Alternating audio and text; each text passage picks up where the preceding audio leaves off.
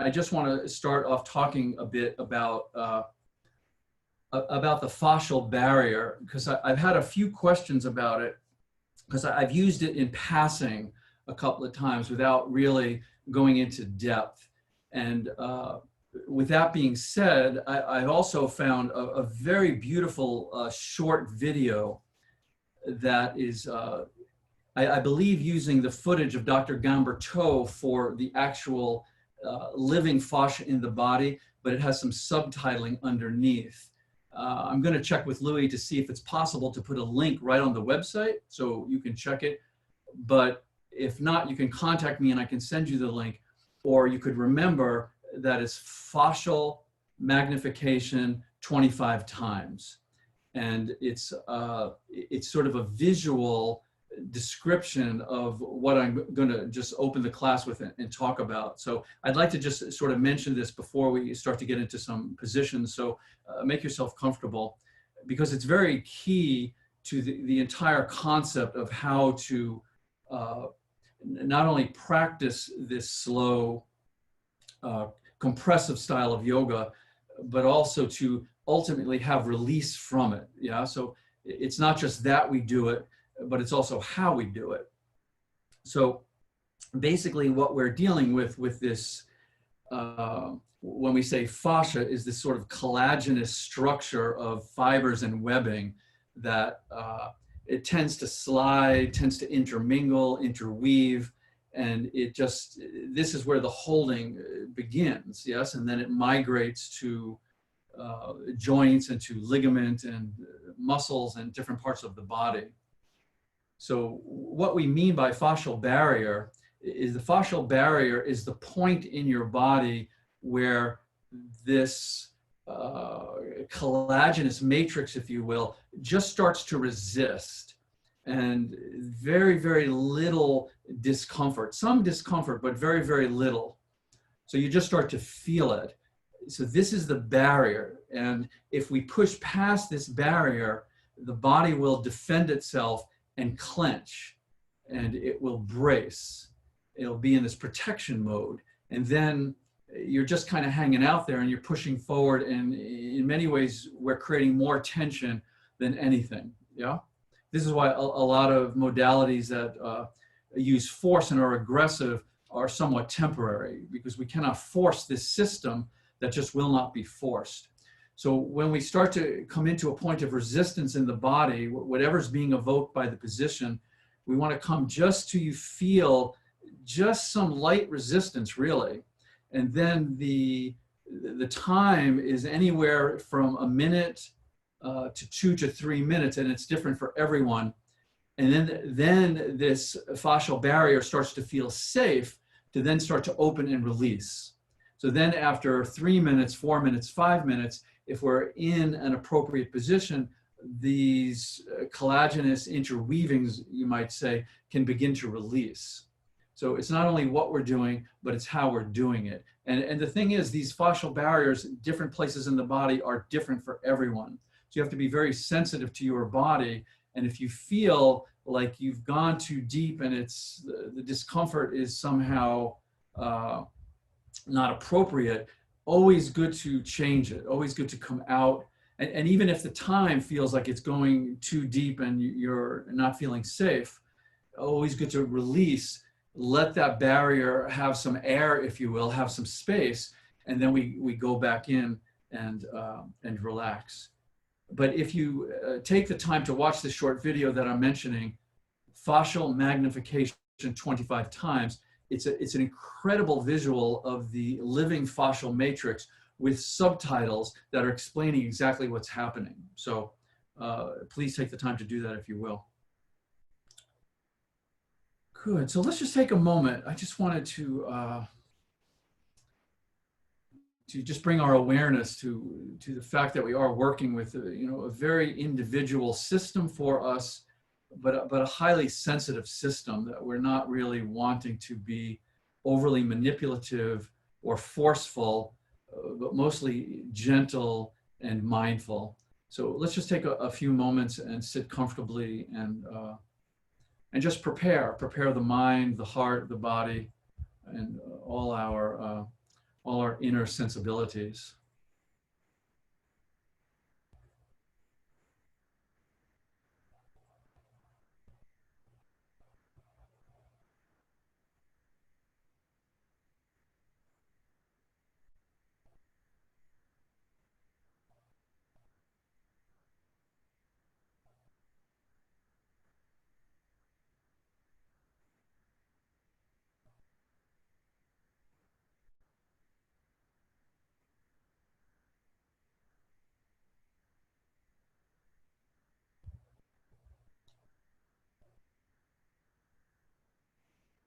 And now the meditation of yoga. So let us begin just by coming into a comfortable child's position. So you can come either unsupported, just on the knees together, or the knees wide, come down into a bit of a forward bend. If you'd like some support, bring your bolsters or your pillows in. So typically this is a position we use really just to alert the body that we are arriving to explore it and to begin to come into the way that it's feeling, the tensions. It's lovely for the ankles and the knees, and certainly a little bit of a mild forward bend. So just come into it in whatever way is most supportive and comfortable, and we'll just use this opening to arrive, even though obviously we're already here, but we still want to arrive.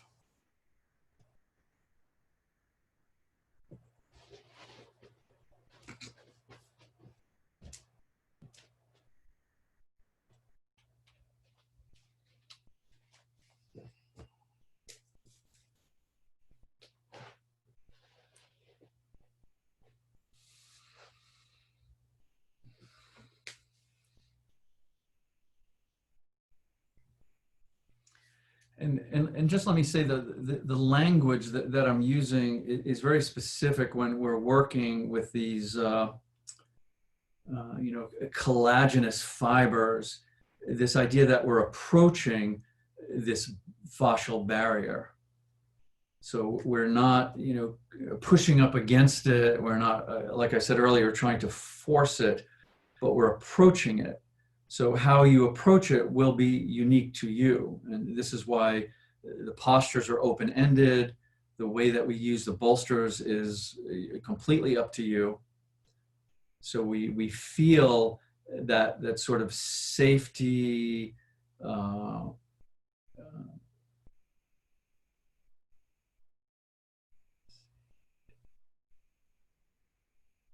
and where the body's receptive, safe, receptive, so we can ease into it. And this is, this is part of the exploration, because this is really key to these fibers releasing. So over time, if this is done properly and with great care, the body rehydrates, it releases, it opens, and then there's space, more space for your organs, more space for your joints, more space for your muscles, and on, really. Nervous system, circulatory system.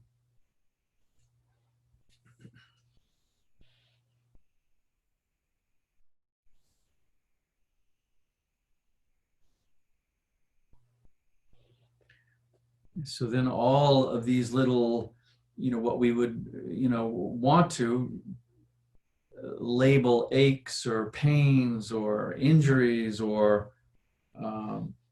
whatever descriptive label we're choosing to use, really this is ultimately the fascial barrier receiving the compression. And then this becomes the real subtle part of this yoga, how much we're willing to push in, how we back away and relax, how we can become sensitive to this receptivity.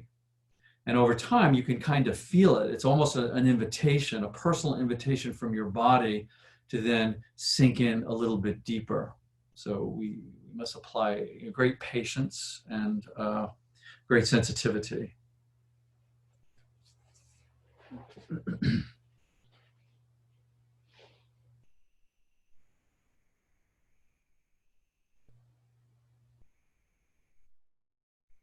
Good. So let's come on up from your child's pose, if you're still in it.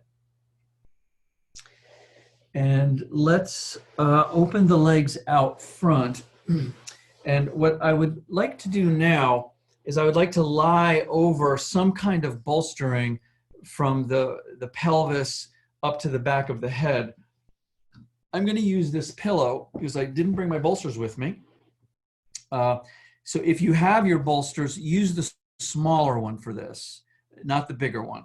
This is more to let the muscles sort of soften off the spine. If you don't have a small bolster, use something similar to the pillow I have or a blanket folded up just to support the spine. So what we'll be doing is we'll be sitting on the floor and just tucking this in towards the pelvic area and lying over it. Also, what's important here is to have the head supported. So for me, this pillow catches my head, which is lovely. You may need to put a second pillow there or a little blanket under the head.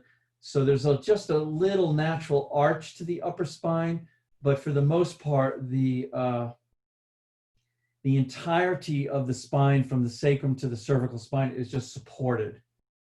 Little bit of pressure, not much.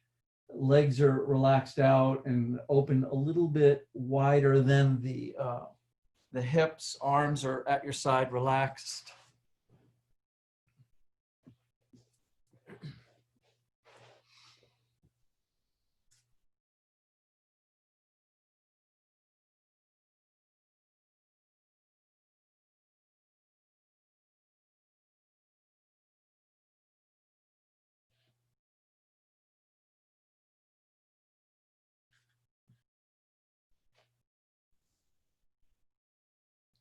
So this position should have some relative comfort to it. So as we were using the child's pose primarily to arrive and to just alert the body that we will be, becoming more aware of its physical presence, this position is mostly really to rest. All of the forward bending and the backward bending that we do, it's nice sometimes just to sort of feel this length of the spine, the various places where the spine is restricted or uncomfortable, but just let the entire body breathe, let the entire body float within itself, and just to feel just a sense of resting. And again, this is very preparatory. So arriving preparatory, resting, especially for this approach, is very preparatory.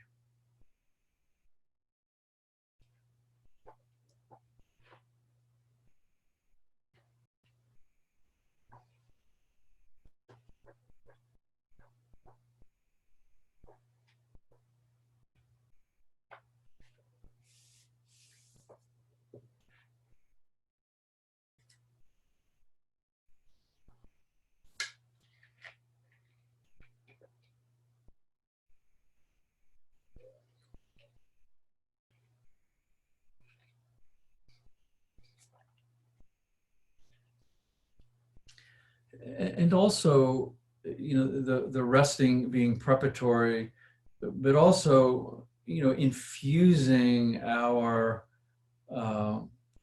just our sensibilities with, you might say, permission to slow down. So if we're working with this, these collagenous fibers and this matrix of fascia that has a barrier that's resisting, this is what's holding things in an uncomfortable way, and we're going to approach it slowly and with great sensitivity.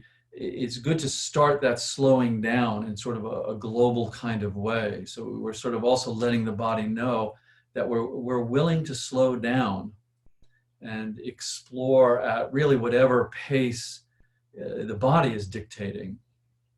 This is why we take so much time in this practice, because we're shifting from a sort of momentum of the mind and a momentum of an agenda, and really seeing what does the body need in terms of timing to go deeper into these various places of resistance.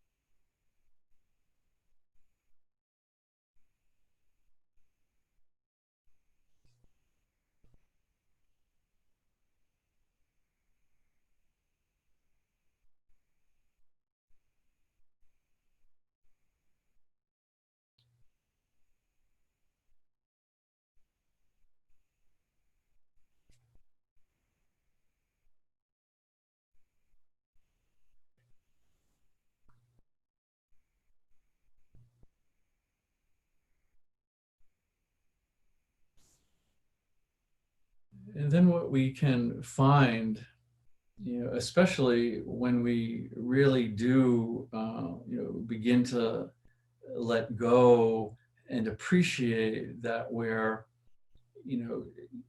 really moving into a very simple place, at least at a physical level, that we're not trying to improve or fix. We're just trying to cultivate a certain sense of intimate subtlety, sort of a natural sensitivity of, that sometimes we forget how sensitive the body is. So a natural sensitivity to the body, and an openness to this, moving slowly and being patient. And then the consequences of this practice just take care of themselves. We don't have to micromanage and keep track of what's happening. It's all happening very deep within our systems and processes. So with that being said, then we can either just simply stay in this very sort of amorphous place of relaxation and just allow the energies to sort of swirl and mix and have a certain kind of curiosity. But we can also bring to our attention that yoga it addresses two essential questions. The first question is, how do we find lasting peace and happiness? So this is peace and happiness that does not come and go. This is the first essential question of yoga. And certainly the second obvious second question of yoga is, what is the nature of the reality we live in, the universe that we are ultimately living in? So luckily, there's a single answer to both of these inquiries, to both of these essential questions, is self-knowledge, is knowledge of the self, is how to begin to recognize the quality of the self as simply a consciousness.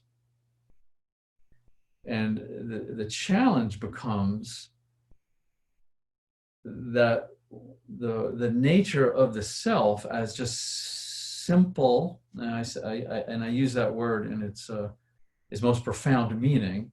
When we start to experience the self or acknowledge the self as just simply consciousness, then this self habitually and conditionally gets mixed up with and involved with our experiences. So this is the tricky part, is that our conditioning is such that all of our experiences we tend to project, oh, well, that's myself. Yes, I have an evolved and a creative spiritual practice. I have a highly successful profession. I have let's say, an overabundance of knowledge. I'm extremely intelligent. So these are all experiences, nothing wrong with them. But this sense of self, this sense of I am an aware, conscious being, the nature of my being, then gets mixed up with, gets confused with my experiences. So the yoga is an opportunity to relax deeper in, to see that these experiences, no matter how refined or spiritual, no matter how intelligent and educated, no matter how worldly successful, or the other way, no matter how depraved and depressed my experiences are, they're always changing. They're always coming and going. So the yogi is, let me relax into something more permanent. Let me relax into the nature of my being, the nature of myself, the nature of consciousness itself, which answers both of these questions. This then is the nature of reality, consciousness. This is where I rest and find my lasting peace and happiness.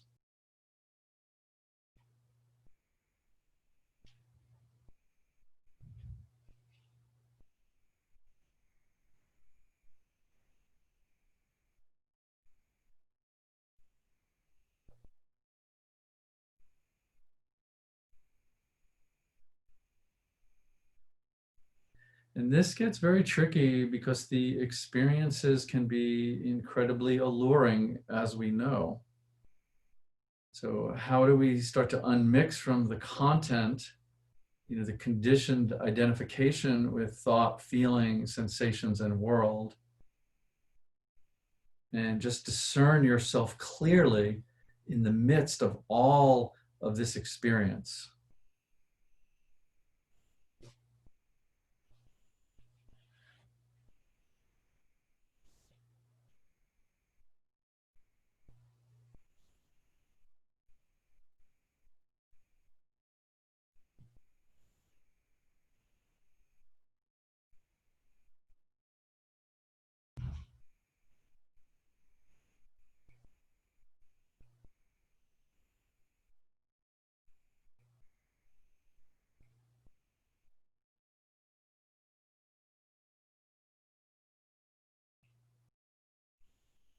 And from our container of yoga, we don't need to make this into an intellectual investigation.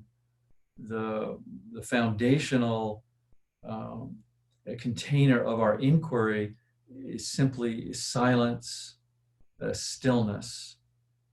And from this container, we have this vantage of observation, this vantage of investigation.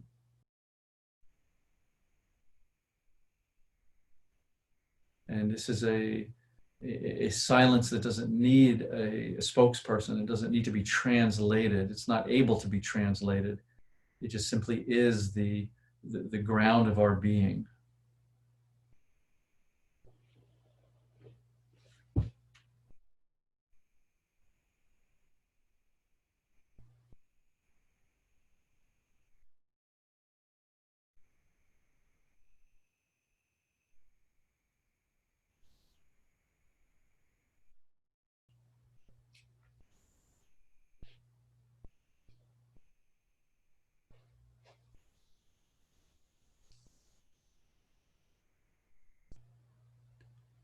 So let's just begin to stir from this first with the breath. If you could just slow down and deepen your breath into your lower belly and just feel your lower belly. Just feel any texture, any resistance, any subtlety. So just long, slow inhalations into the lower belly to fill it up and feel. And just a very relaxed exhalation. So we're just allowing those feelings to become a little softer.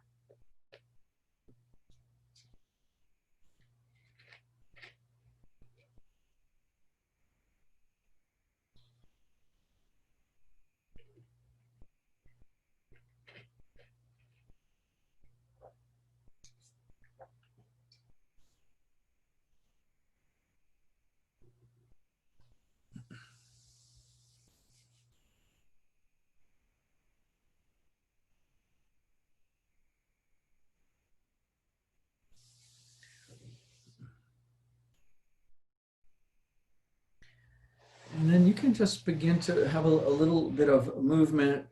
You've been here for a while, so just kind of coming out of like just a gentle rest. So maybe the feet on the floor, a little bit of sway in the lower back. And then we'll just roll off of this when you're ready, curl up on your side. And even though we've been resting, we'll just take a little rest from the rest before we start to ease into some of the postures.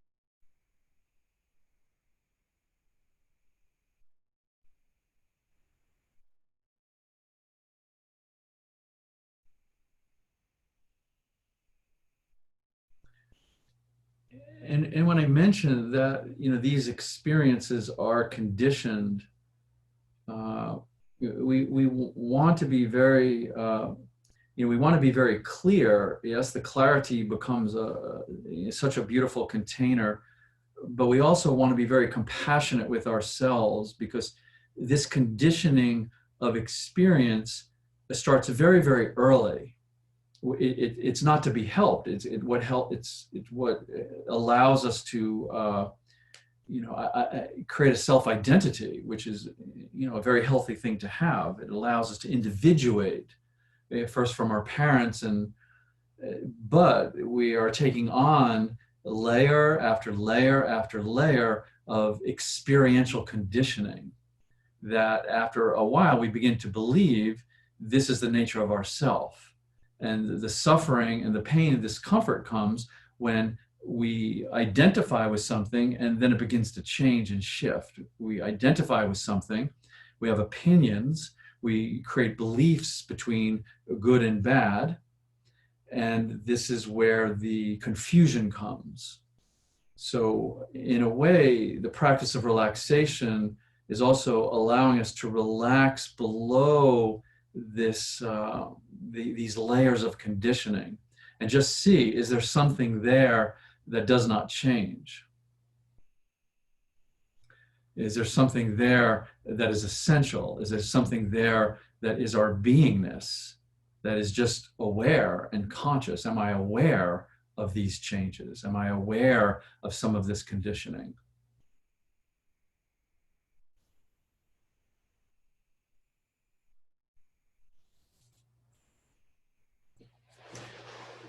Okay, so let's come on up, please. And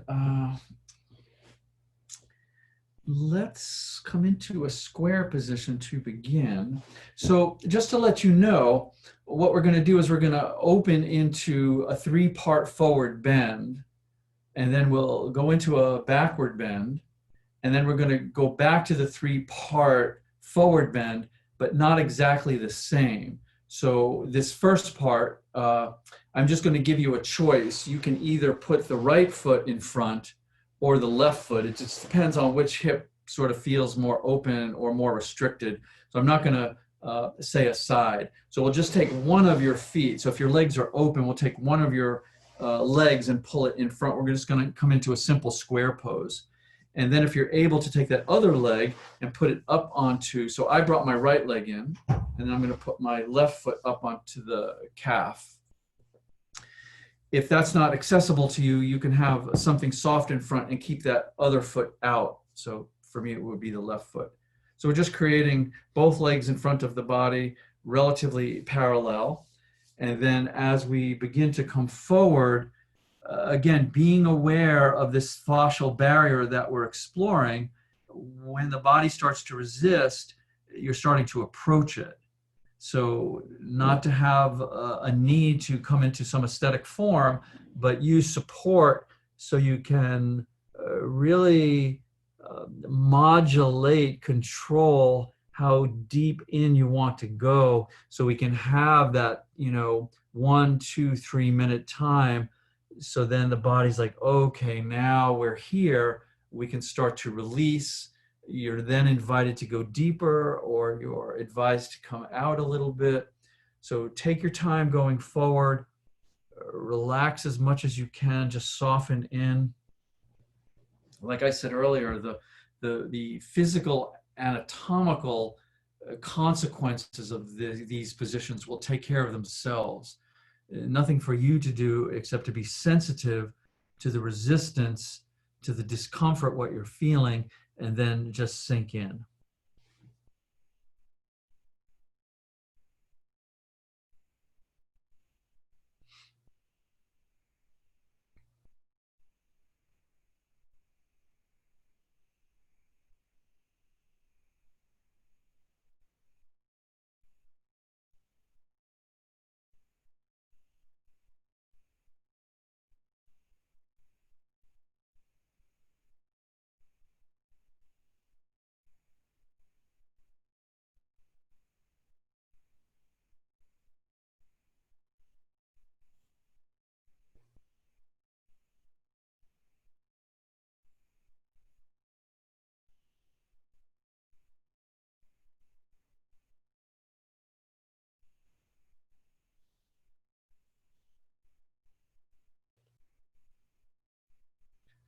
And I also think that we want to be, very careful, because I do believe at a sort of um, a little less mature point of inquiry, that it can be that the yoga can be misinterpreted, that the ego is a bad thing and all of these thoughts are bad things, the intellect is bad, and I have to get rid of all of these things in order to then uh, experience my true self, my deeper nature.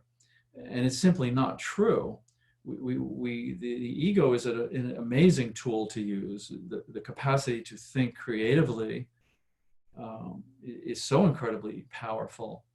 What we really want to do is we want to lessen the, the habitual identification with that's who we are. We want to have a deeper sense of identification of this beingness. So this is where we rest. This is where we live, if you will. And then we can use ego and intellect and all of these creative powers as beautiful tools. So we're sort of unhinging. We're unhinging the experiences. Whatever the experience is, we're no longer letting it get mixed up with the true nature of our being, with the direct experience of being conscious, of being aware, of being this undiluted, unlimited presence. The experiences are always diluted, they're always limited. The true nature of our being is undiluted, is perfectly clear.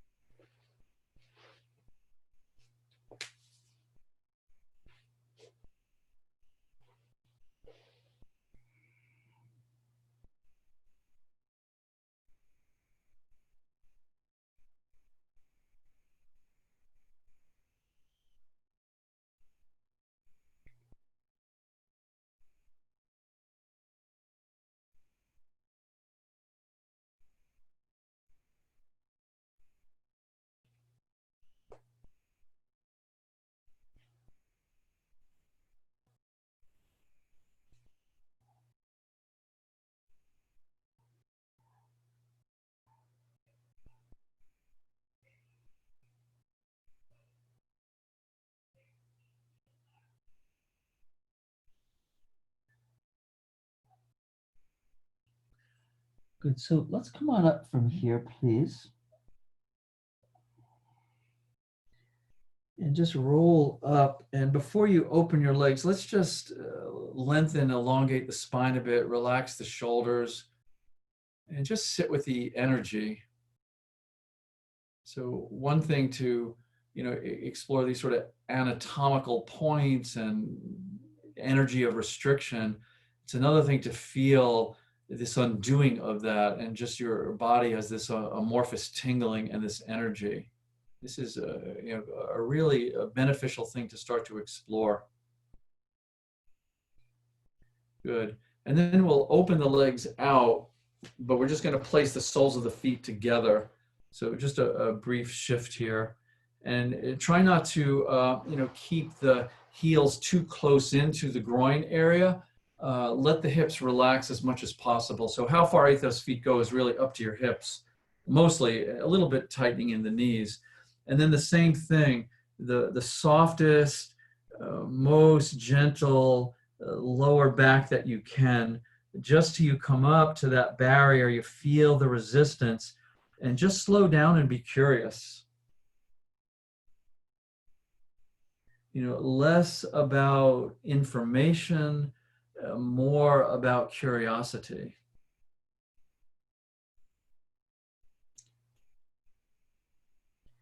If there's some holding in the neck and the shoulders, again, this fascial barrier is wherever you feel it. So you want to let the weight of the head be intuitive and maybe pulling in a little bit, backing away a little bit.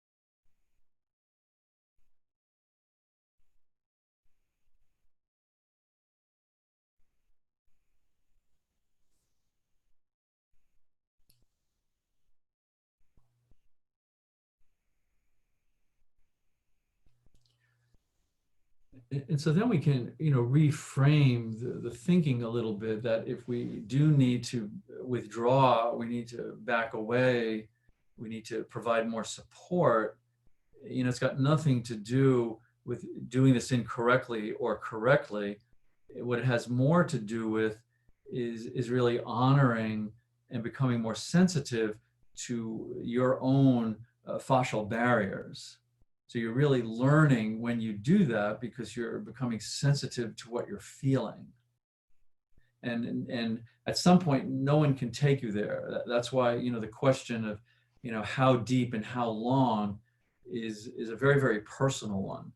So if you withdraw, nothing is wrong. Quite the contrary. You're learning to listen to, how you deepen and how you back off to give the body the response that it needs.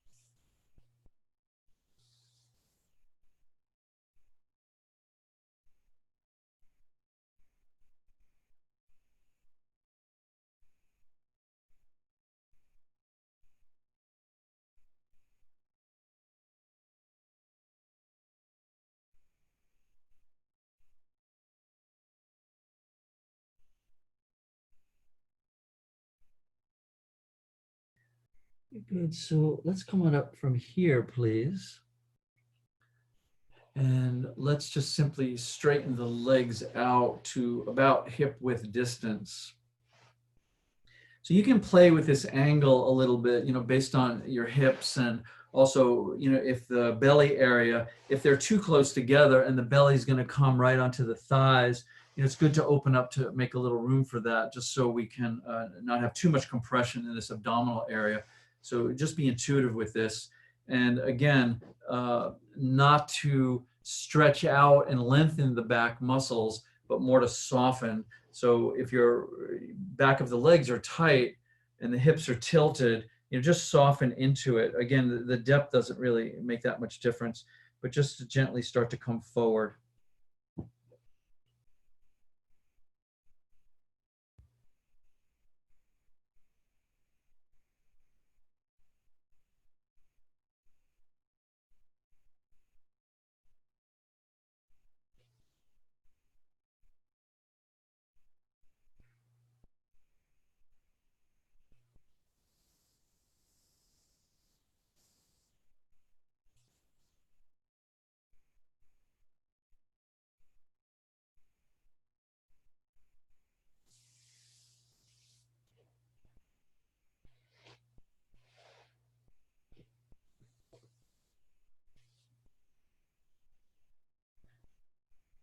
And particularly if we begin to, understand, this is why I want you to watch that video with the fascia magnified.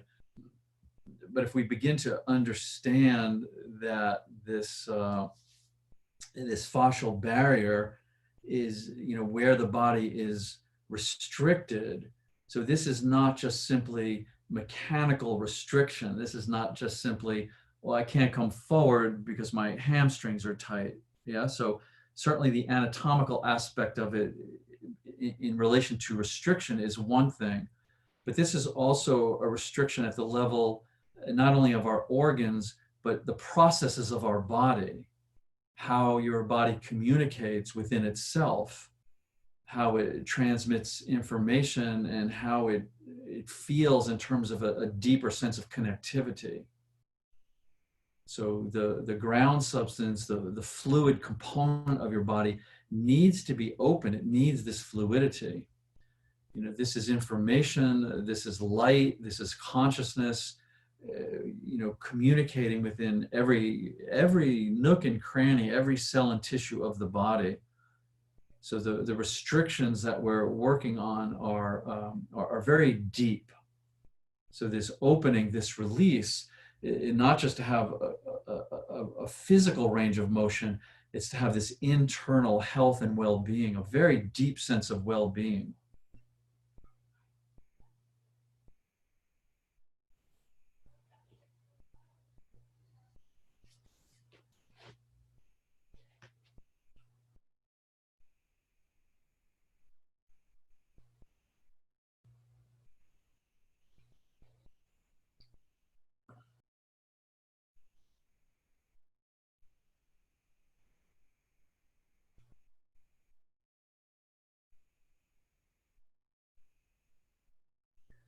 And this is why I suggest the sensitivity when we're coming in, but also out of these postures. Is if we allow the habits of the mind to jump in and interpret, yes, to take an experience at face value because it's a habit, it doesn't allow a deeper discernment. So this tingling, this sort of amorphous feeling, this energetic buzzing, we want to get very sensitive to this, because this is just as much connected to the internal contraction and expansion restrictions as something you can feel in the knee or the hamstring. And ultimately, this leads to a listening and sort of an honoring and respecting and learning about the intelligence of the body and how it can guide you.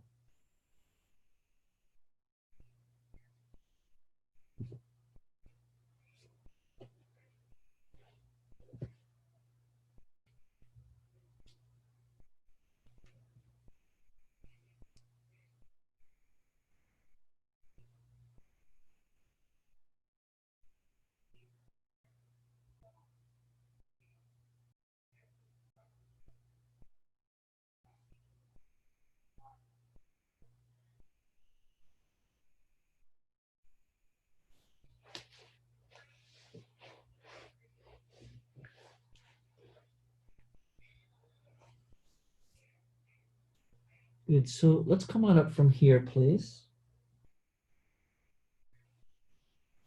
Good. So we will get back to all this forward bending, but let's do a little something else. So two things I want to do here. I want to bend the knees back. And so I know this can be, not accessible for most of us if we're just doing it, just sitting between the heels or on the heels. So I know this can bring fear into the knees very quickly. So if just sitting between the heels is not accessible, I completely understand. Just start to build up something to sit on. So sit on your blanket, sit on your pillows, just come up as high as you need to so you're able to do this. So you can just keep building this up, and what we're doing is we're releasing that compression in the knee till it becomes compatible for the knee. So that's the first thing to do. So settle in there, whatever you need to do. Even if you just sit up on a little pillow or something, or a blanket, wherever your knees can maintain this for just a couple of minutes. So that's number one.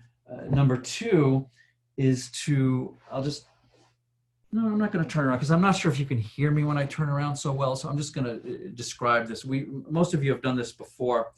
So once you've settled into bending the knees and the ankles back, let's take the left hand and reach around to your lower back. And if you can hold on to the wrist or the hand, fine. Ideally, we're trying to get a hold of this right elbow, to hold on to the right elbow. Yeah.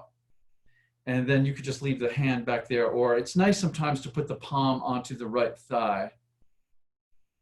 Yeah, so what we're feeling now is we're feeling this pulling back of this left shoulder, restricting it. If you reach back and you can't even hold on to the hand, understandable, just roll up a towel, or if you have a yoga strap, this is what a yoga strap is for, and you can just pull it with the towel or the yoga strap. So we're just pulling this left shoulder back, yeah? So if you can get the elbow, yes, or anywhere in between. And then just take a moment here and just bring the bottom of the chin so it's parallel to the floor. And then very slowly bring the right ear to the right shoulder. And let's just sit with this for a bit.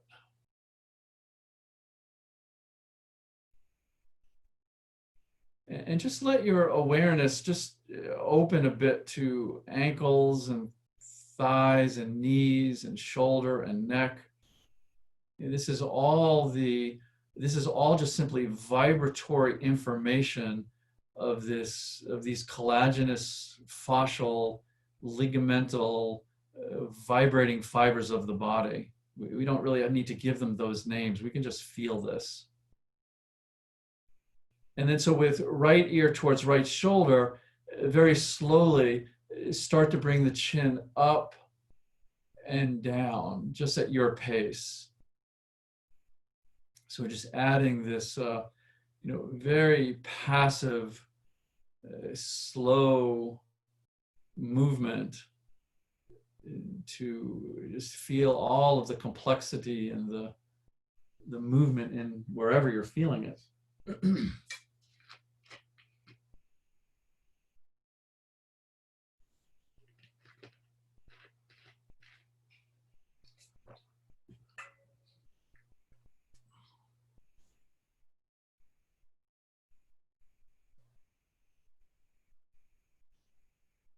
And this is also a function of, a more a genuine relaxation when you can feel the body. It's really as if the body is feeling itself, and we lose the need to keep labeling and to keep analyzing, to just feel these places of movement and openness and restriction.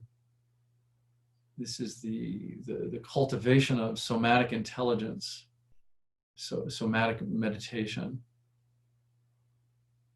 And then any way that your head wants to move, just intuitively, just nice with that restriction of that left shoulder to just explore this.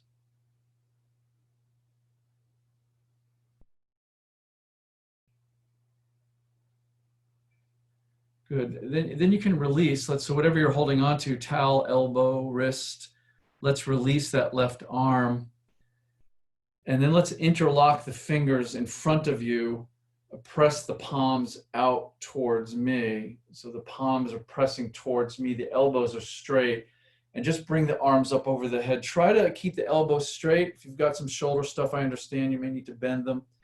But shoulders nice and straight. And then just side to side, just kind of sway, lateral flexion of the spine. Try to keep the shoulders over the hips. Bring the arms back behind the ears a little bit if you can or would like to. And keep pressing the palms up. Good. And let's release all that. Take a moment to check in. Are you good to stay here with the knees to do the other side, or indeed would it be a good idea to maybe sit up on something so we don't we don't challenge the knees in that way. Very, very interesting ligaments there. And then just maybe a little movement here. And then let's take the right hand, bring it around the lower back. See what you're going to hold on to. Same thing, your choices, yoga strap or towel or elbow or wrist. Good. See if you can straighten the shoulders out and relax them. And then let's take the left ear and bring it towards the left shoulder. And we want to make sure that the chin is not dropping here. So we start with the chin relatively even with the floor, and then left ear to left shoulder. And let's just stay with this for a few moments before we have some movement.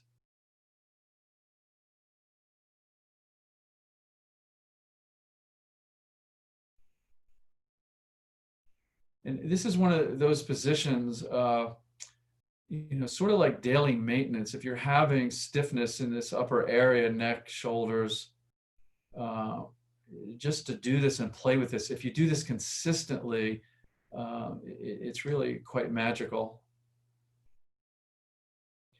Good. So from here, then, again, we'll just slowly and intuitively bring the chin up, let the chin relax back down, and just feel the, and even with the movement, we can have a discernment of what I'm talking about with the fascial barrier. So when it starts to resist and it starts to evoke discomfort, that's it. So this is what we do not want to push past, ignore, suppress, label. We want to feel it as sensitively as possible.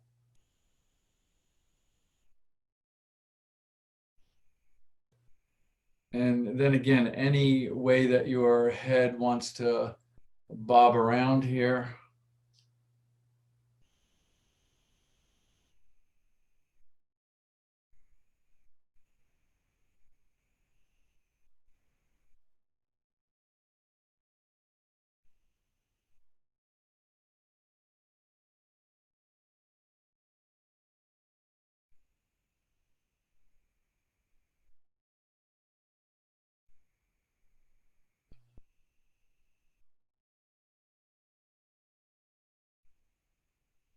And then let's bring the head back up to a straight spine.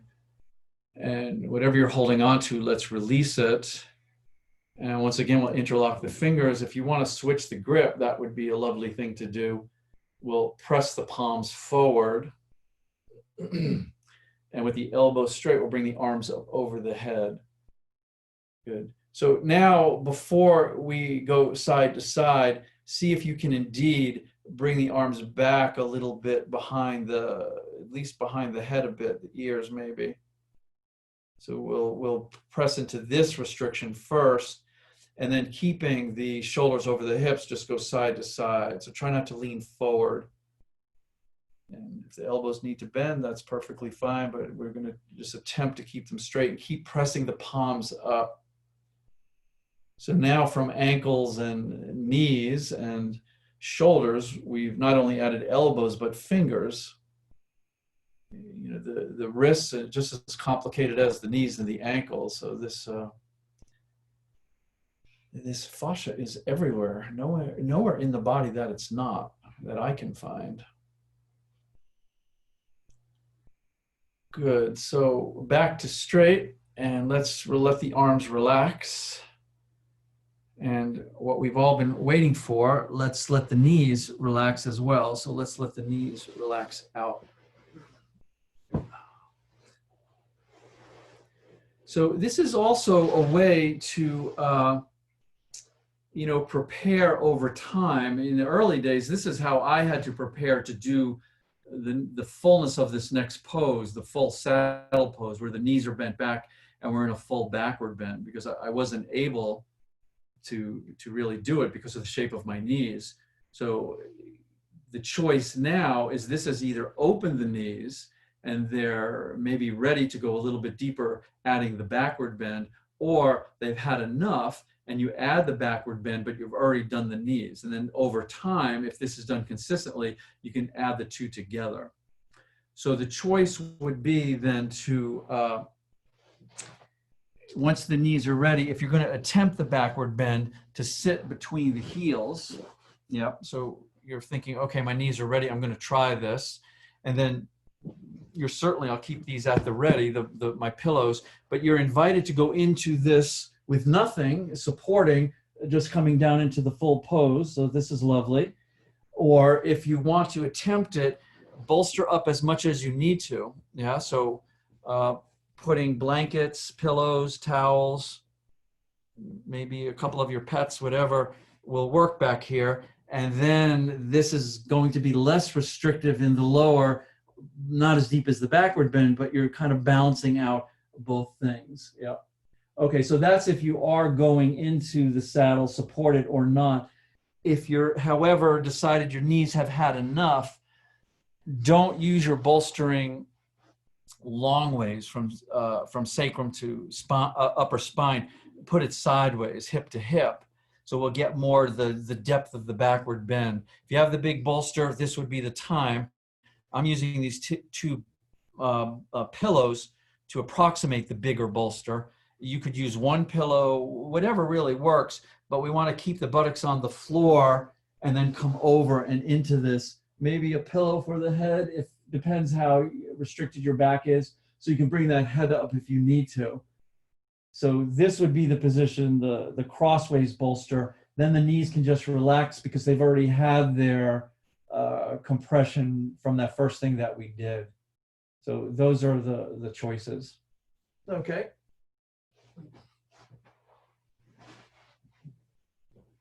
But please get if you're going to use the small pets, get permission from them to do that. Don't just impose your yoga on your pets, please.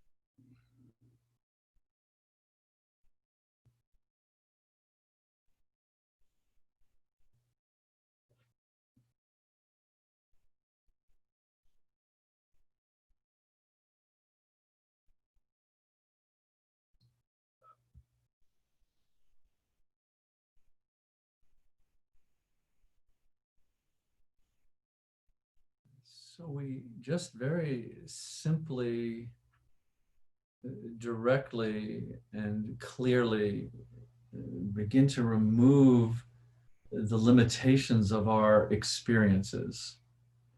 And this is very simple, and it can be very clear.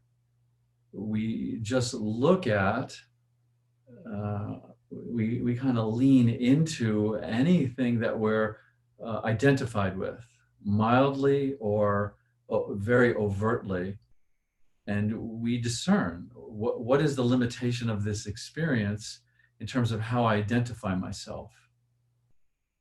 How is it changed? How is it changing? How stable is it? So we start to remove the limitations of these experiences, and then what remains, and allow yourself to be absorbed into what remains.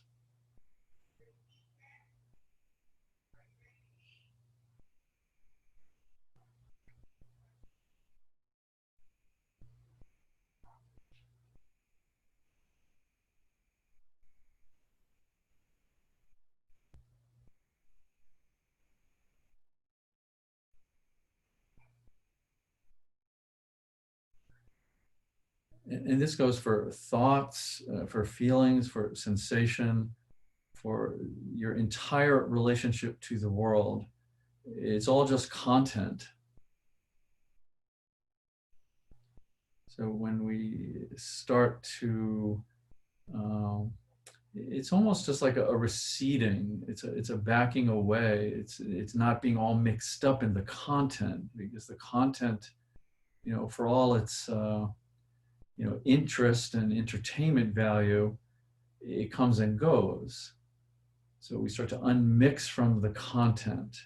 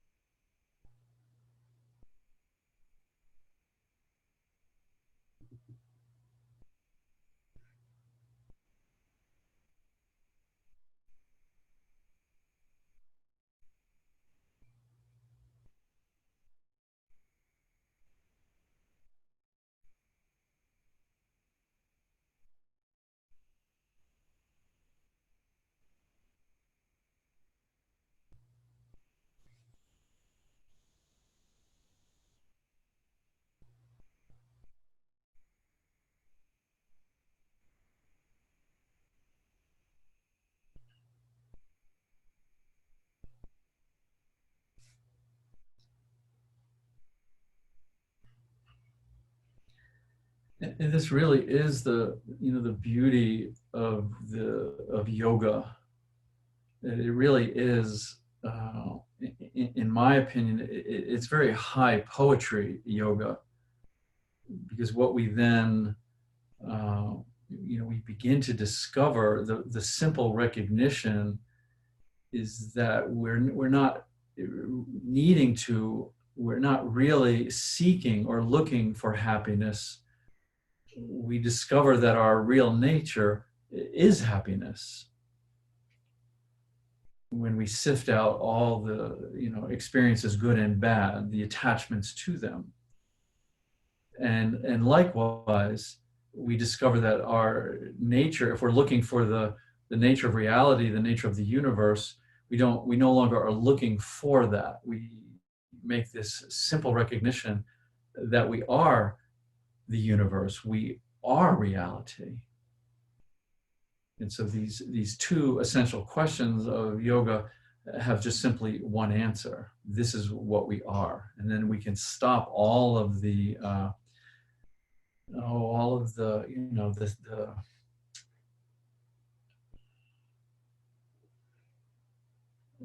I wanted to say games, and maybe that is the right word, because from the Hindu cosmology, it is a play.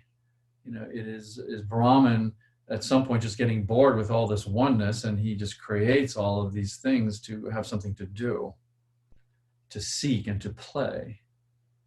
So it's like a game of cosmic hide and seek, but it can become rather fearful and rather tedious sometimes. It's like a dream that we're in, and it's just fearful.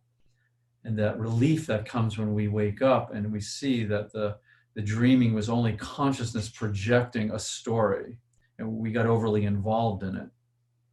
The same thing. Consciousness has an ability to manifest, and so we play the game. Yes, we can enjoy the game. We can try to figure out the game, but ultimately, the simple recognition of yoga is that we are what we seek. We are the happiness. We are the reality.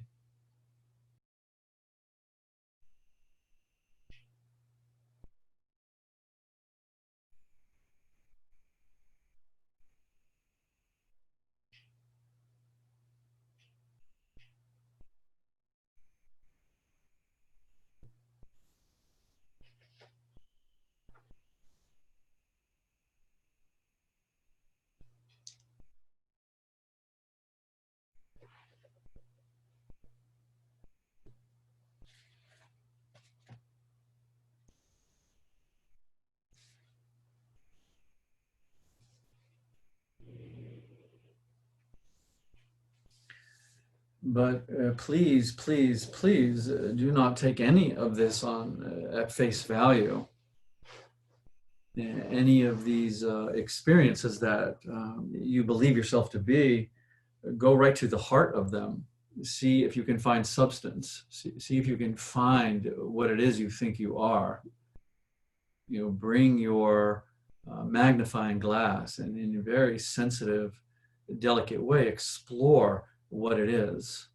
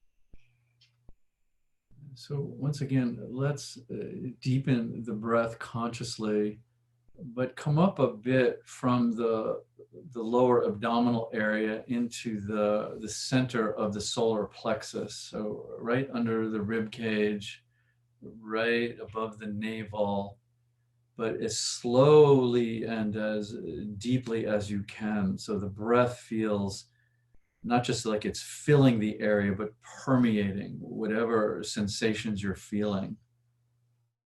And slow down the transition as well. No need to release the feeling so quickly. But when you do release, really let it extend, really feel it rippling out of the solar plexus. And just do this very slowly a couple of times. So just as much richness of sensation of the breath permeating the resistance as the anatomical compression of the posture itself. So we want both of these sort of in and out, feeling, deepening, slowing down.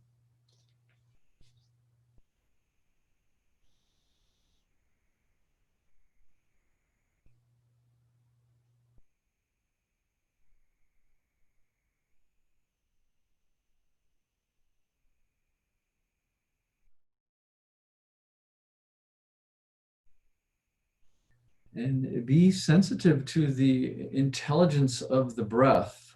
You know, it's one thing to, breathe mechanically and just feel this, this sort of energy of prana coming in and energy of prana dissipating. But there's an incredible intelligence in the breath if we can stay with it and we can listen to it. And this is what's really fueling our cells and fueling our body, this connection and this weaving of the pranic energy and the mechanism of the breath. So we want to learn how to listen to the breathing and gather information with the breathing.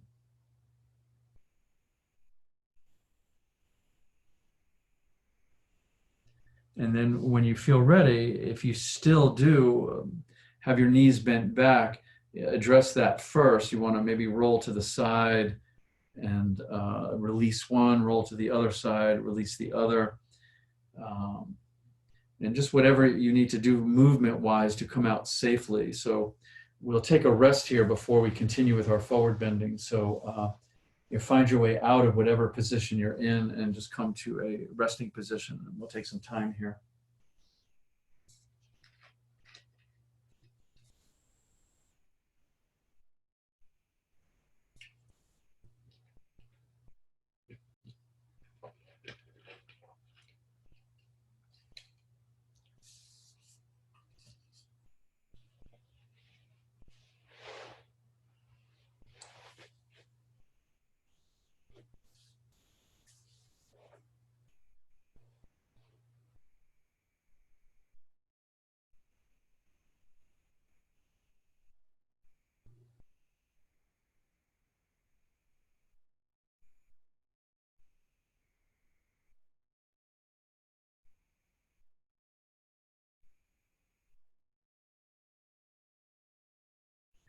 And I do think, I do understand that we have a very, heightened concern about our health these days. And so there's many ways that, we're choosing to navigate that and try to stay safe and learn about that. But at least in my experience and my yoga experience, I think one of the primary ways to gauge what's going on just in your in the broadest sense of your health and well-being is to be very sensitive with your breathing, to listen to your breathing. How is it entering your body? How is it feeling? Is there restriction? Is there depth? How is it leaving the body? Are you holding stagnant and stale air at the bottom third of the lungs or the bottom half of the lungs? And can you start to release that? How does it feel at the sense of rhythm and flow? So the breath doesn't stay habitual and mechanical. The breath isn't always at the mercy of just responding to anxiety and stress and trauma, but there's a deepening, there's a permeating, and there's a relationship. And this is so beautiful because it's not linguistic, it's not conceptual, it's your breathing, it's open and spacious. So to listen to the breath at the level of gathering information and checking in, how am I feeling? What is the current state of my deeper well-being?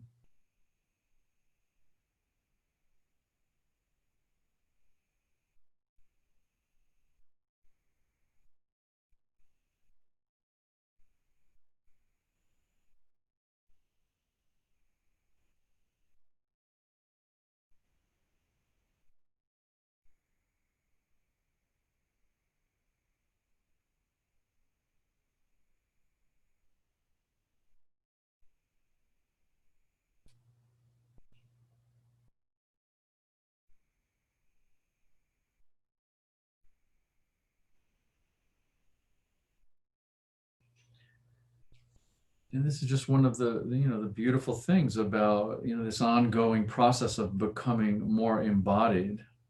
We're not, there's often I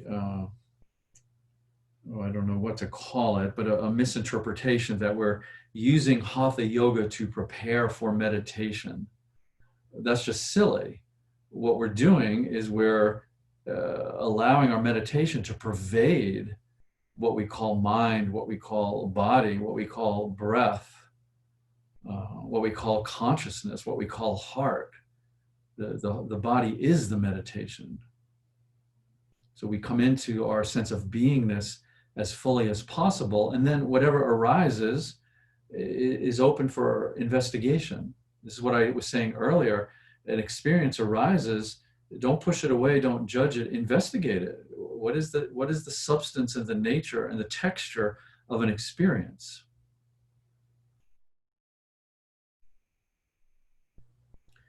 Okay, so let's come on up, please. And we're just going to reverse that. We started in from our square and we unfolded out.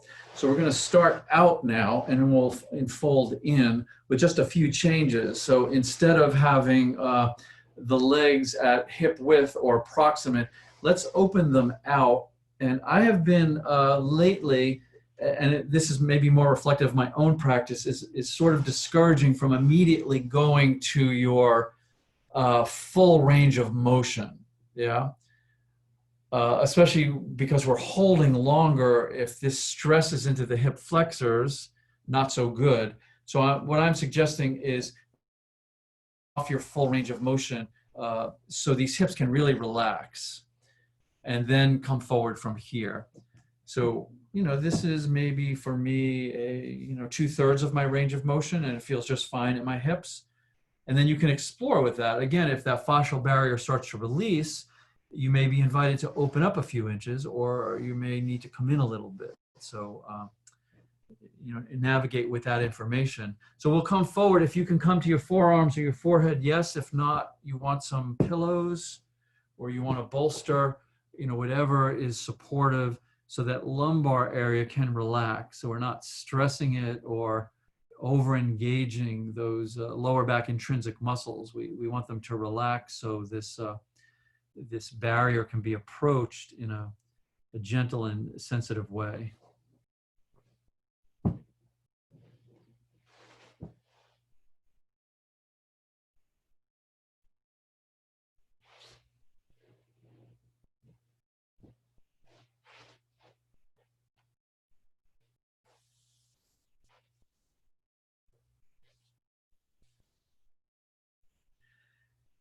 And I think just to say, I don't need to rant at all, but I don't think we need to prepare at all for anything. Reality does not need preparation. Life does not need preparation. It is unfolding always in all of its glory and beauty right before our eyes. So, the habit is interpreting. the habit is, taking the wondrous unfolding of direct experience, direct observation, and having to interpret it. And then we're just lost in these interpretations all the time, good and bad, and wish it wasn't, I wish it was. You know them. You know the thing. So that's the habit. The habit is interpreting. The getting closer to the fabric of your direct experience is just seeing that you're observing experience, and let it flow, let it unfold, let it open. So this is the discernment. It's so delicate because the habits are strong. Like I said earlier, the habits have been started layering from when we were small children, and it's like this layer upon layer. It's almost like a heavy crust or a cocoon. And what we want to do is relax underneath that conditioning and just see reality as it is beautiful and absolutely fine.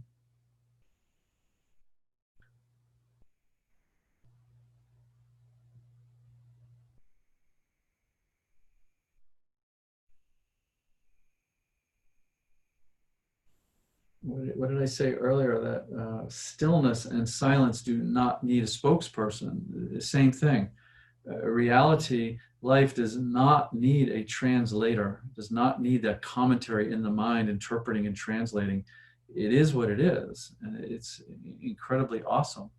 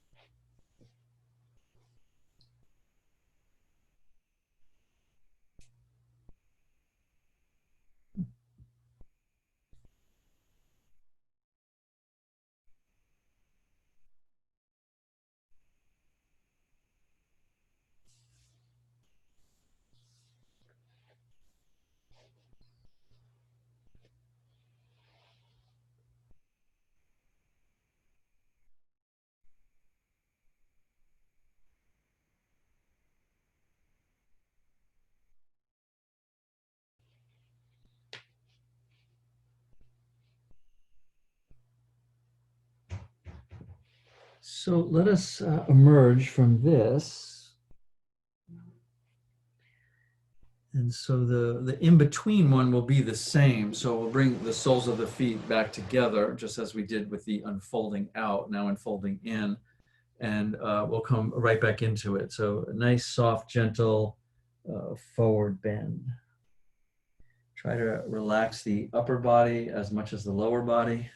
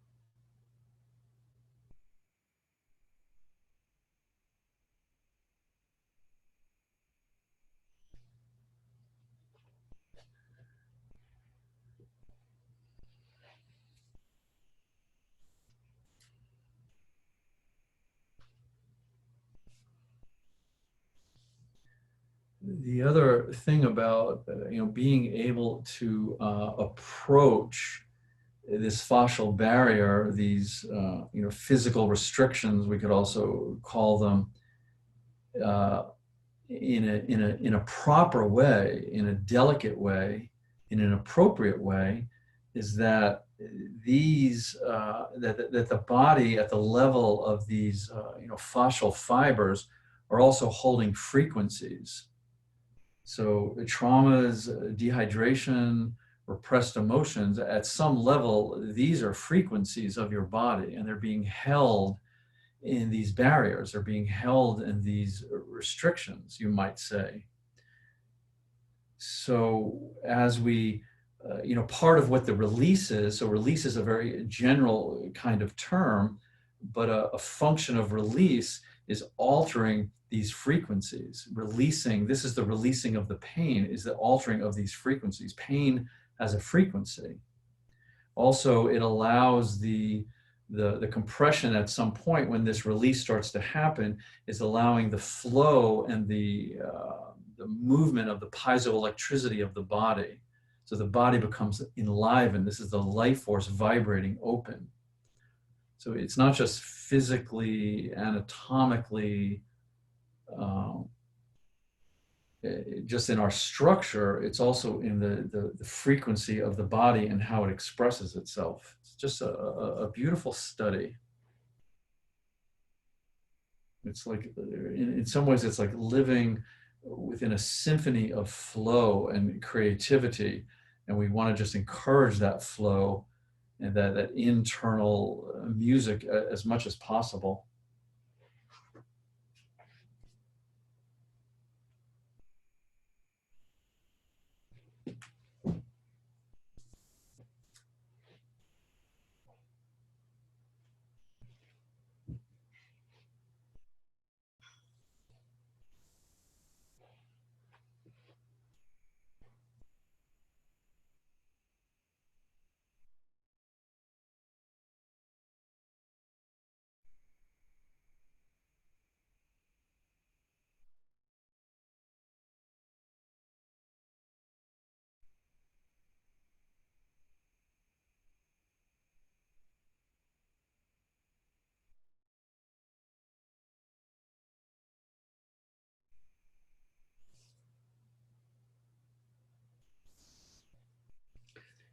So let us arise from here, please.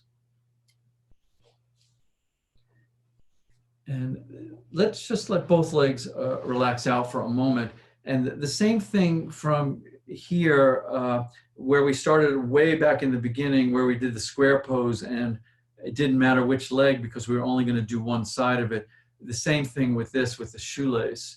So, so how I'm describing it, you can just switch it if you would like, but I'm going to keep my left leg out straight, and I'll bring my right leg up and over and bring that right foot back towards my left hip. So this is the half version of the pose. We can come forward and over to the left a little bit. You're welcome to stay in the half version if this is more compatible for you. Or if you'd like to then take that bottom leg, for me it's the left one, it could be the right one for you, and bring it in, but alter a bit so you don't sit on this left heel, yeah? So this is the full version of the shoelace, very, very interesting, let's say, for the hips. So it's good this way to come forward. If you do indeed want to tighten it up, it would bring the alignment of the knees closer together. So to do that, you could come forward, bring the knees in more alignment. Then when you sit back, it torques those hips even more and the knees.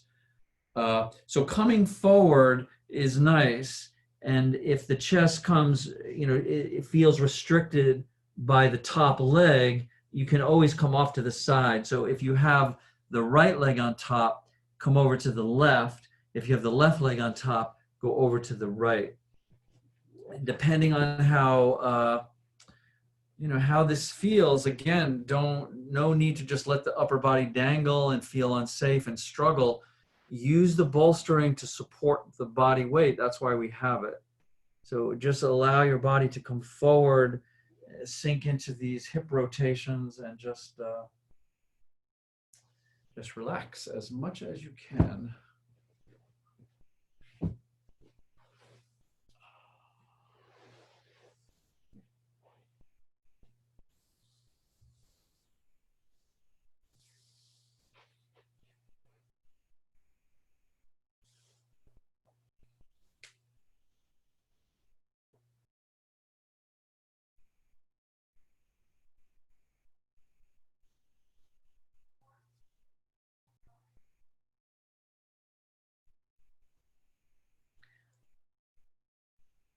And there's no need to wait to work on these habits of interpretation.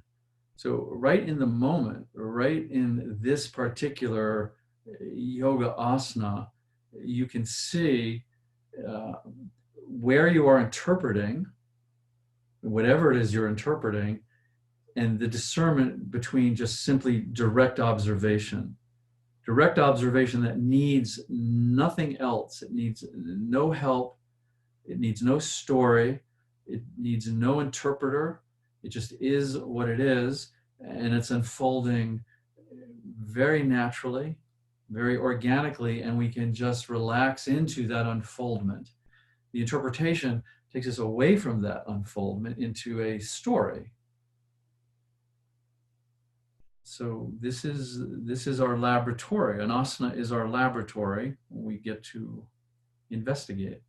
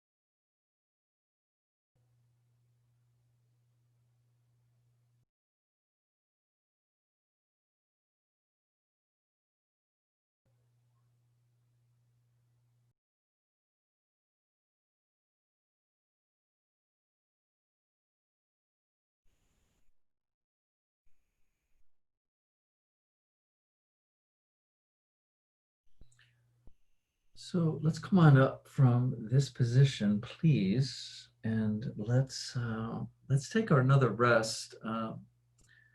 So just untie these twisted legs, or however they are, relax them out, and let's lie down and we'll take a rest.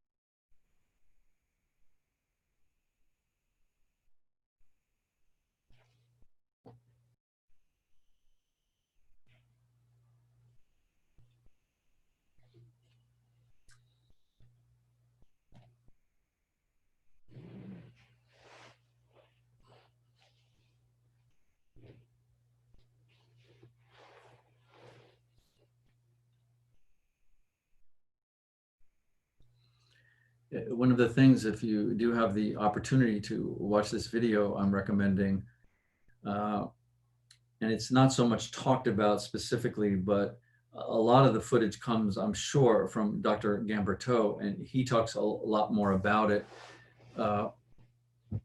Although he's harder to understand because he has a very heavy French accent, but he talks about the non-linear aspect of the body and how so incredibly non-linear the body is. And I think this is something very worthy to really contemplate, that the mind essentially being nonlinear, the body being nonlinear, and certainly our most brilliant physicists are telling us that the world itself is nonlinear. And so the spaciousness of this exploration and the freedom that can come from that. And it sort of allows us to kind of contemplate and back away of our sometimes need for certainty. Because I think the need for certainty is really torture in a way, because there is no certainty. And so to be able to relax into a world and a mind and a body that is nonlinear, it's a revelation of sorts, really. It has a certain freedom to it. So we're very blessed in this world to be able to see live footage of the actual micro movements of the body, the fluidity of it, the movement of it, and how incredibly nonlinear it is. It's just really it's a revelatory, I would say.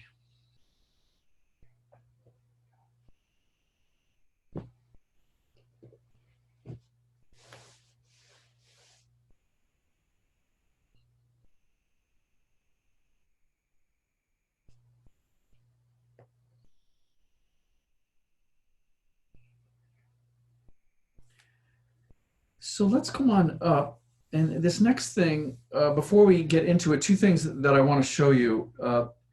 The first thing is if you have the small bolster, use that small bolster. I'm kind of using this as the small bolster, and it almost replicates it. It's kind of soft. But what I'm also doing, I'm adding something to that, is that I'm making a nice solid, well, not solid, but I'm making an additional padding with my towel. So you can use a blanket or a towel, and I'm putting that on top of the small bolster or a pillow. So this works fine. I just want to create some compression in the mid back. So that's the first thing. And I think I would even fold this up a little more, like instead of thirds, I would fold it in quarters. Yeah, so that's a little better. Something just maybe 4 inches of towel on top of a pillow or on top of the small bolster. And then the second thing, as we did when we had the knees bent back, when we come into this, I'm going to invite you to interlock your fingers, press your palms up to the ceiling, and let the arms come back. So we'll hold this for a limited time, and then we'll release it, relax, stay in the bend, and then again, we'll interlock the fingers, press them up to the ceiling, try to keep the elbow straight. I know that's tricky with the shoulders, but we'll let the weight of that come back, fingers interlocked, elbow straight. So take your contraption of small bolster or pillow and whatever you've added on top for a little extra into the mid spine. And then we're going to bring it right, just make it comfortable under the scapula. When I did this morning, it started out, it was on the shoulder blades, and it was just a little bit too much. I prefer it under the shoulder blades. Yeah? So my shoulders are clearly off of this. So if you need something for your head, always, yes. And so let's just get settled here. And then what I was suggesting is what we'll do, but not quite yet, is we'll interlock the fingers, press the palms to the ceiling, keep the elbows relatively straight, and then let the arms come back. And same thing with the fascial barrier. Don't feel like you have to press them back. And with this weight that's floating, you may need to sort of ease up a little bit. But we'll just see. This is lovely, especially after that first shoulder opener. To add this in is just delightful. It's like being able to have ice cream for breakfast. That's if you like ice cream. That's if you eat breakfast. Okay, so we're over this now. Yes, and just kind of make sure it's good into the mid back, not too much in the low back.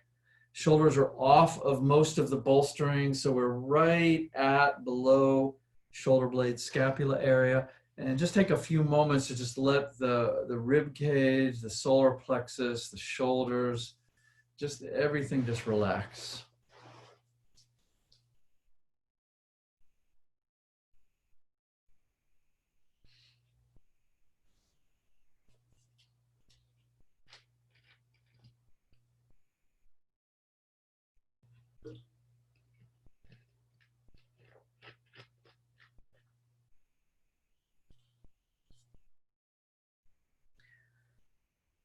Good, so let's try this. So interlock the fingers. Yeah, press the palms up to the ceiling. Try to straighten the elbows a bit. And then nice and slowly, you're just using the weight to navigate. Let the arms come back. So we're going to hold it for a limited, specific time. So don't worry that it's going to be open-ended. If you need to bend the elbows or release sooner, or just release the interlocked fingers and let one arm or the other dangle, obviously do that. So again, not to struggle, not to force. We don't want to force a system that will not be forced. We want to navigate and explore and cultivate intelligence with this system.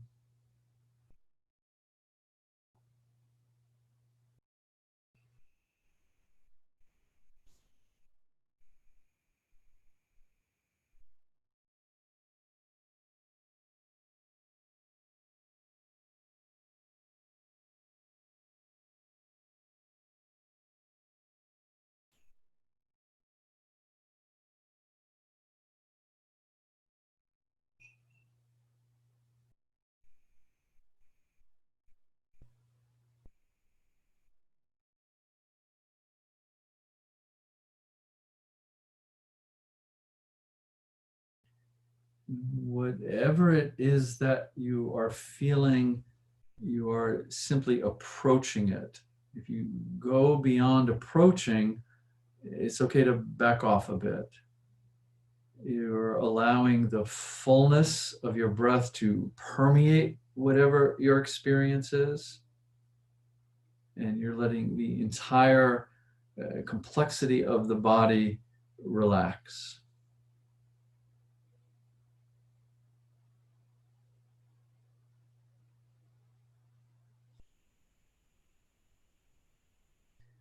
Good. So if you have the arms still over the head, let's relax them.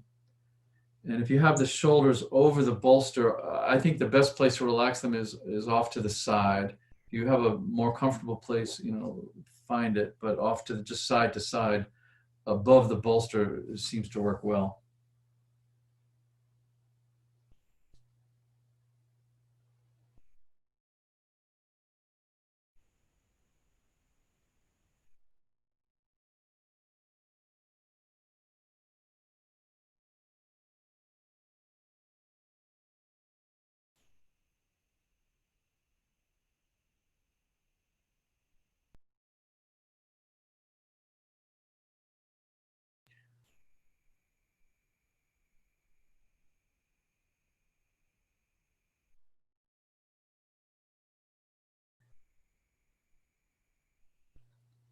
And I do believe I've come to embrace this with all of my heart and my mind, is that the exploration of these two essential questions that yoga addresses: how do I cultivate peace and happiness, permanent peace and happiness, and what is the nature of reality, what is the nature of the universe?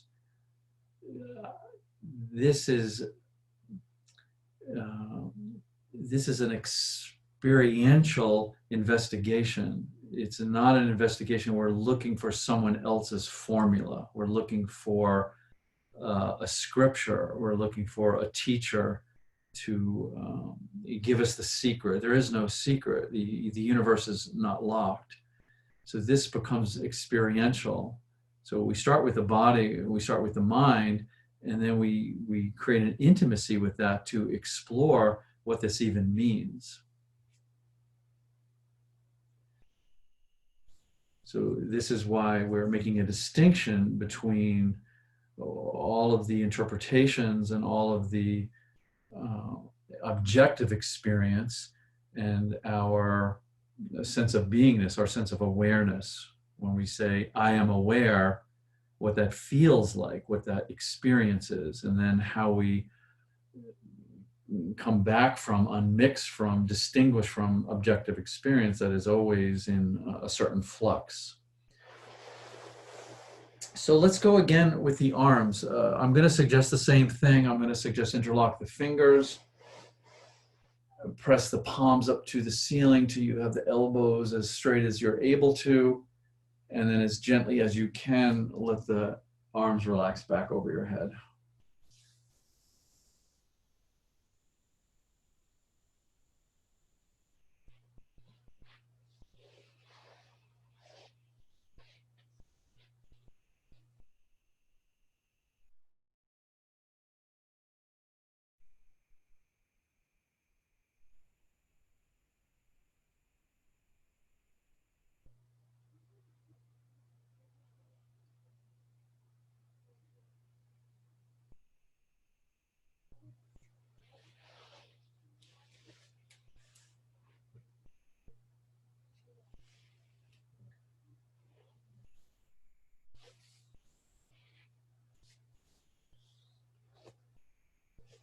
Yeah, perfectly fine to relax your jaw if your teeth are clenched together. Notice the subtlety of tension in the jaw. Try to relax behind the eyes, the muscles of the face.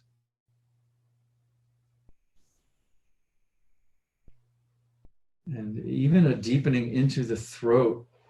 Often we stay very surface with the tension in the throat. So as you're breathing, just allow the pulsation to relax in the depth of your throat.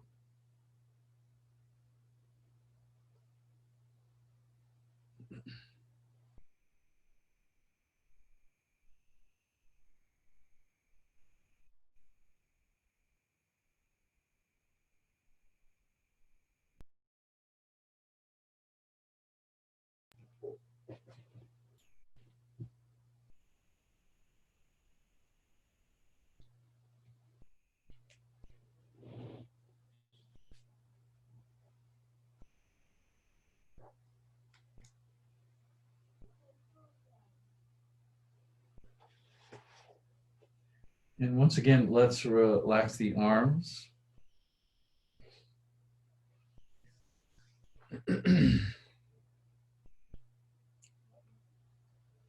So wherever is most relaxed, and again, just feeling the transitory nature of the tingling energy from the compression to the openness. And just reminding, ourselves that raw sensations are never, ever good or bad. That's an interpretation. We want to have such incredible clarity around what we're feeling, and the interpretations keep us at a distorted surface level.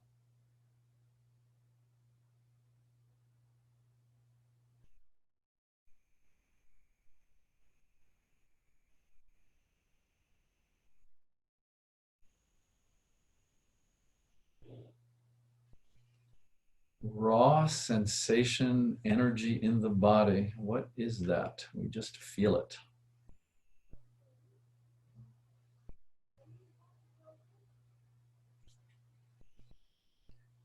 So you can either stay here without going back into the shoulders if that feels interesting to you, or if you'd like, I'm going to invite you to one more time interlock the fingers, a little different grip if you prefer. Press the palms up to the ceiling and let the arms drift back. And just interesting to see if there's any nuance between the first time you did this and now. So this is part of the intelligence of our listening. If there's a discernment there, if there's a little difference, what is that? What is the shift or the release in the the fascial barrier? This is a an incredibly subtle practice that takes just a genuine, beautiful, not only curiosity, but patience with the body. And I can tell you from experience, with this particular body, it is just well worth it to really cultivate that curiosity and patience, and start to understand that anytime there's pain, restriction, contraction, it's just your body wanting, it's asking for help, it's asking for attention, it's asking for love. So how do we learn not to push these these sensations away, not to judge them, but to listen to what the body really needs? And same thing for the mind.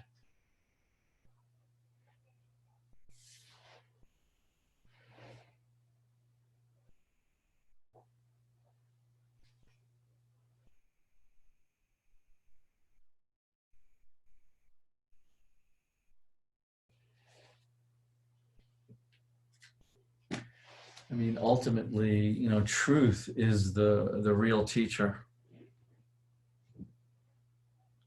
not other people's version of the truth, but the truth.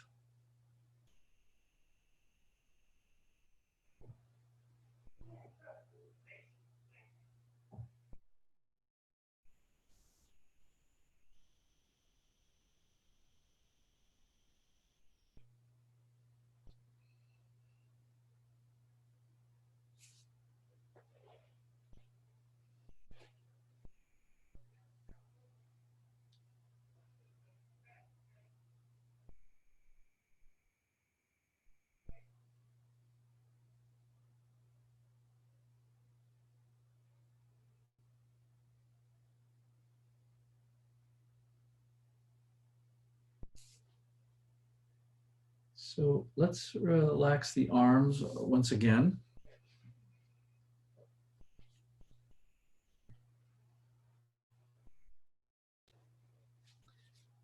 And before we come out, I invited you to at first breathe into the lower belly and then breathe into the solar plexus. But let's just take a few deeper breaths and just breathe into the whole torso. So what is this torso? This is a label for this complexity that's, just has so much going on, So from the throat down, the hips up, we have this torso. So just let the breath fill and permeate and saturate your torso. And let the breath just like water pouring into water, just flow out, empty the lungs, feel the intelligence and the life force of the breath.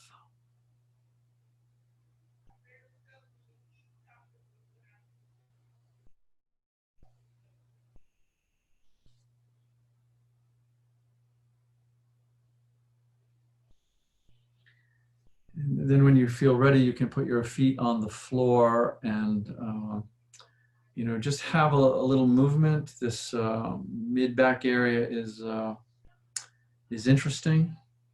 So make sure the muscles feel safe in order to come out. And then with the feet on the floor, you can roll to one side or the other. And you can either stay on your side, curled up. You can lie down flat, come into a final Shavasana. So whatever feels best for you.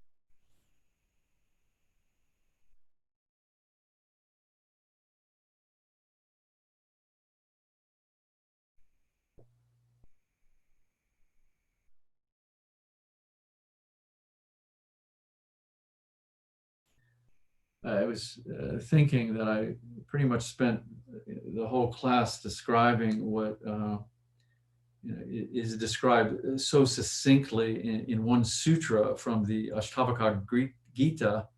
I often close with it, so I feel that it's appropriate.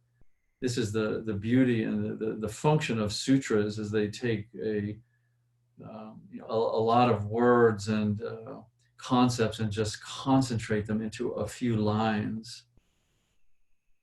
The Ashtavakra Gita says, all things arise, suffer change, and pass away. This is their nature.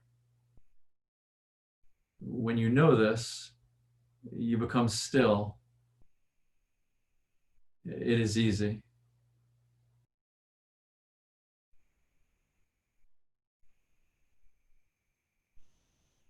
And namaste.